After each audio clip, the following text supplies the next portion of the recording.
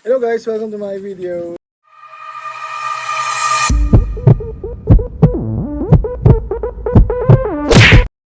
And for today's video, nandito tayo ngayon sa Daytona Beach. Gusto ko lang mag-unwind, mag-relax. Ilang buwan na rin tayo dito sa US. Masaya naman. Pero syempre, hindi natin maiwasan na sobrang ano talaga, na nakakapagod, nakaka-toxic. Pero syempre, matagal natin pinagdasal to. So, huwag nating sayangin yung opportunity na to kasi sayang. Binigay sa atin ni God, huwag tayong magreklamo. Kailangan fighting talaga dapat. Well, actually, nakakamiss yung UAE kasi sobrang ang daming binigay na blessing sa akin ng UAE. Ang dami niya mga life lessons. Alam mo yun, na parang I started doon sa UAE na talagang from basic talaga, from scratch. Kasi nga, di ba, tinalikuran ko na yung pagiging nurse. Masaya. It's a roller coaster talaga. Tapos, never thought na ibabalik ako ni God kung nasaan ako ngayon. Kala ko yung mga blessings na na-receive ko sa UAE, yun na talaga yung todo. Which is talagang sobrang grateful, sobrang thankful ko talaga. Um, pero ito, di ba, mas grabe yung blessings na binigay niya sa akin. Kasi siguro din, ganun talaga siguro, no? Parang, ano talaga balance talaga si God. I mean, hindi parang, He may not give you what you are asking or what you are praying, but He will definitely give you what's best for you and what will make you happy and contented. Kasi 'di ba sa buhay, marami tayong mga pinagdadasal, marami tayong mga gusto mangyari. Pero hindi siya nangyayari. Akala natin, alam mo yung akala natin wala na. Minsan, kina-question pa natin si God. Pero at the end of the day, parang life is full of surprises talaga kasi parang pagising mo ng isang umaga, ito na, mas malaki pa pala yung blessings na ibibigay niya sa'yo kumpara dun sa mga gusto mong hingin at hinihingi mo, di ba? Or pinagdadasal mo. So parang grabe lang talaga. Kasi dumaan din ako talaga sa moment talaga na parang lowest talaga. Dahil nakwento ko naman na sa previous videos na parang may mga, yun, actually kung isipin ko, parang dapat nga, ano na ako ngayon ang dami ko na siguro pera, may milyones na ako sa, sa Pilipinas. Pero dahil sa mga maling desisyon, sa mga maling tao pinagkatiwalaan mo, ayun, medyo talagang nag-struggle ka. Grabe din yung kung babalikan ko yung mga moment na nag-struggle talaga ako, parang grabe yun, grabe talaga. Parang binigyan nga ako ni God ng magandang work noon, na nawala ako dun sa pagiging office boy, florista, naglilinis ng office boy nga. Ayun, yung nag-serve, naghuhugas sa mga pinggan, plato, ganyan, plato, pinggan, ng mga baso, ganyan, nag-serve sa mga amo, naglinis ng banyo, alam mo yun. Binigyan niya ako ng magandang work. Kaso lang siguro dahil, alam mo yun, hindi ko pinahalagahan, or hindi naman sa hindi pinalagan. Siguro talagang, that time talaga, inisip ko kasi na parang,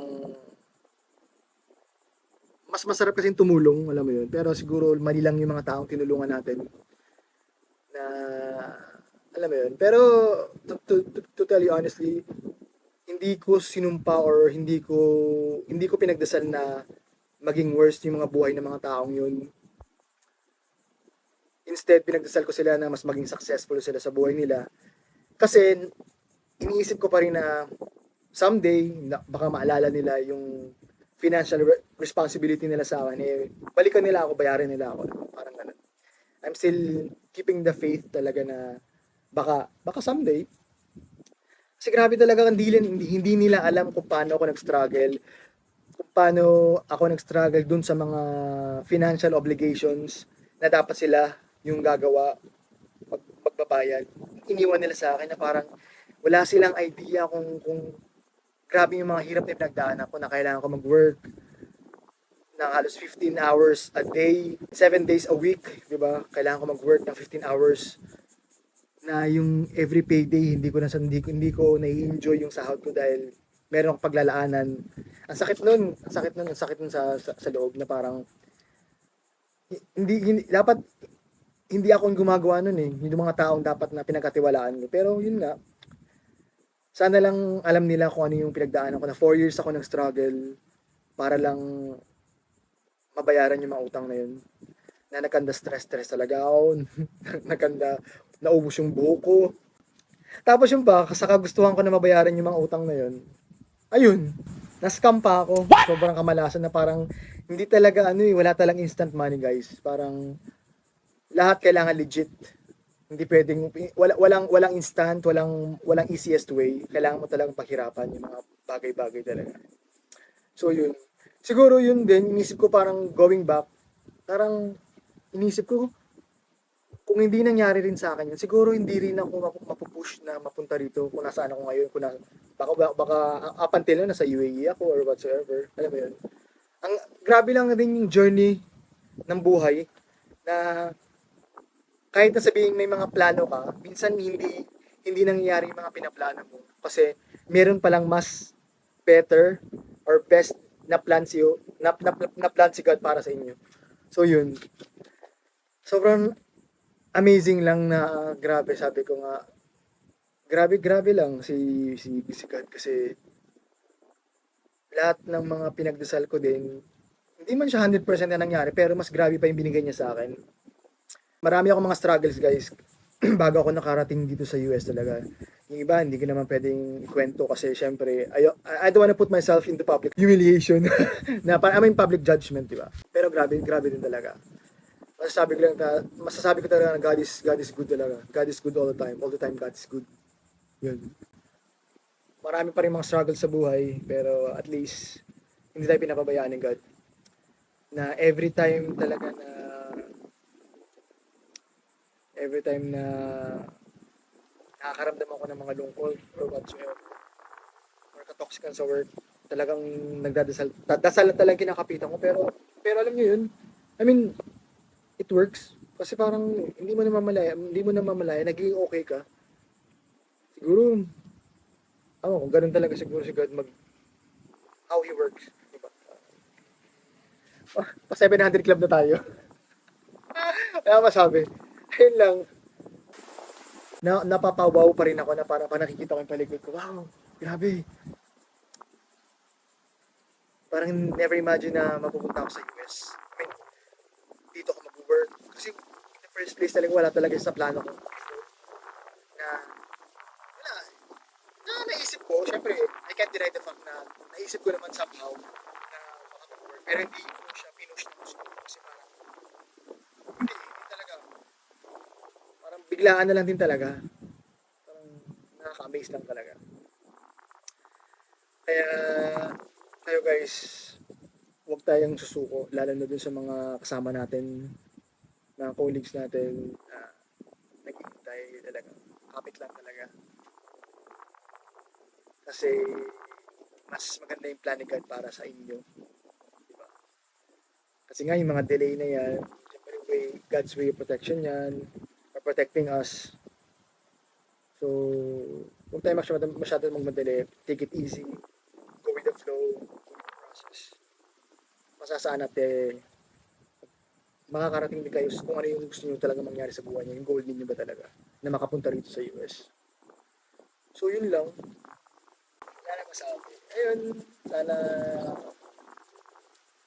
kung ano man yung mga nagdadasal nyo sa buhay, mangyari. I-grant ni God. Kasi kung ang intention mo naman is maganda, for sure, definitely, i-grant ni God yan. Kasi ako, tell you honestly, ang ultimate goal ko lang talaga, kaya ko talagang pinush na rin mag-work ulit as a nurse dito na kahit naman before ayoko na talaga. Siguro kasi, is long overdue na talaga kasi ang haba na ng panahon na ginugol ko sa pag-work. outside of the country, pagiging OFW, pero wala talaga ako napatunayan wala pa ako napatunayan sa parents ko na sobra ako nahihiya. Kasi alam nyo ba, nung mga time na nag-struggle ako,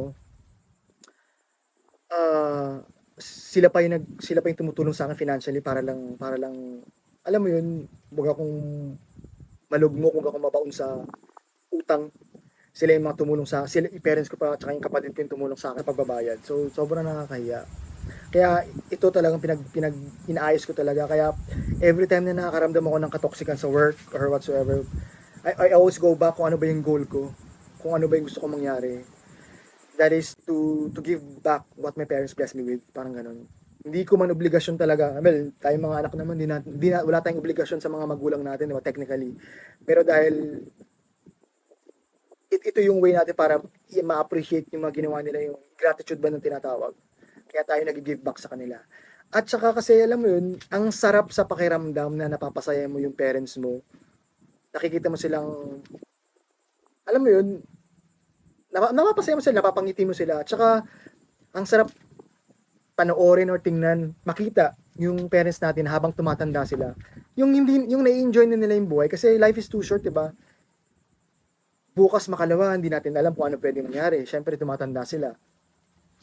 Diba, parang masarap sa pakiramdam na tayo mga anak na parang nakikita natin sila na tumatanda na ini-enjoy na lang nila yung buhay nila. Which is, yun yung ultimate goal ko talaga na anytime soon, mag-for good na yung parents ko sa Pilipinas. So, gusto ko, pag nasa Pilipinas na sila I mean, hindi na sila mag-work. Gusto ko hayahay na lang sila, yung ma-enjoy nila yung buhay nila na relax, chillax, hindi na nila kailangan kumayod para ma-survive nila yung pang-araw-araw nilang needs. Gusto ko ako na mag-provide nun. Kaya yun yung lagi kong kinakapitan pag every time nakakaramdam ako ng lungkot, pagod, hirap sa trabaho. Kasi guys, hindi siya madali yung pagiging nurse sa US. Hindi talaga siya madali. Kailangan mo talaga pag-isipan. Hindi siya basta-basta na parang alam mo yun, yung maiingit ka sa mga kasama mo na ay sila nasa US or hindi siguro makakaramdam ka ng inggit pero hindi nila alam na ang hirap din ng buhay talaga dito. Hindi porket sinabing US na parang wow na wow. Hindi din kasi kailangan mong mag-survive talaga dito, kailangan mong trabaho ng gusto. Hindi ka naman nandito para magliwaliw or alam mo, gumimik or whatsoever, di ba? Na mag-happy-happy. Dito ka para kumayo din. Alam mo yun. So, yun. Ah, yun lang. Yun lang yung, yun yung mga bagay na ngayon, sobrang tinatrabaho talaga. Gusto ko talagang may mapatunayan sa parents kasi tagal na nang inabot na ako ng siyam-siyam na sana this time talaga kung ano man yung plano ko sa parents ko, ma-fulfill ko talaga. Which is parang nararamdaman ko naman na yun, doon ako papunta ngayon. Na parang guided naman tayo. Wag lang tayong, wag na talaga magtitiwala sa mga maling tao. Huwag masyadong mabait. Huwag masyadong magtiwala. So yun. Yun lang guys. Kaya fighting lang talaga. Fight lang talaga. Magsusuko. So yun. Um, yun lang. Na ako sabi guys. So,